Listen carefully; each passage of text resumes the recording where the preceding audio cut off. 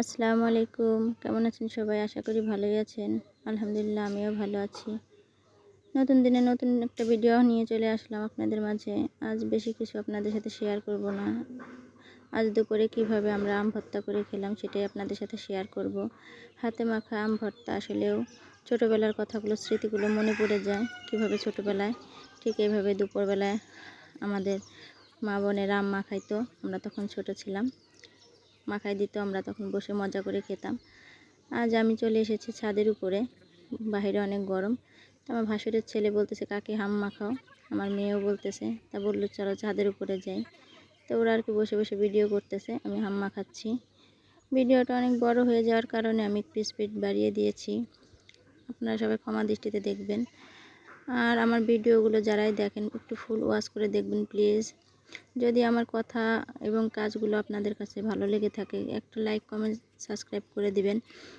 আপনাদের মূল্যবান মতামতটা কমেন্ট বক্সে জানিয়ে যাবেন প্লিজ। আপনাদেরকে আমি রিকোয়েস্ট করতেছি আমার ভিডিওগুলো সবাই ফুল ওয়াচ করে দেখবেন প্লিজ, কারণ আমার ভিডিও ফুল ওয়াচ করে দেখে কিনা জানি না, সবাই হয়তো টেনে টেনে দেখে। আমার কি বলবো, আসলে বলার মতো কোনো ভাষা নেই। আজকে খুব মানে কষ্টের সাথে এই কথাগুলো বলতে হইতেছে। আসলে আমি এভাবে কখনো কথা বলতে চাই নাই।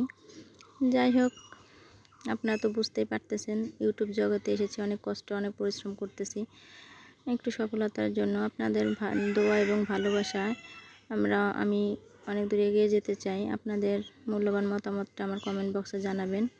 আর এভাবে হাতে মাখা আম ভর্তা খেতে আসলে দুপুরবেলা অনেক ভালোই লাগে, টক টক ঝাল ঝাল মিষ্টি।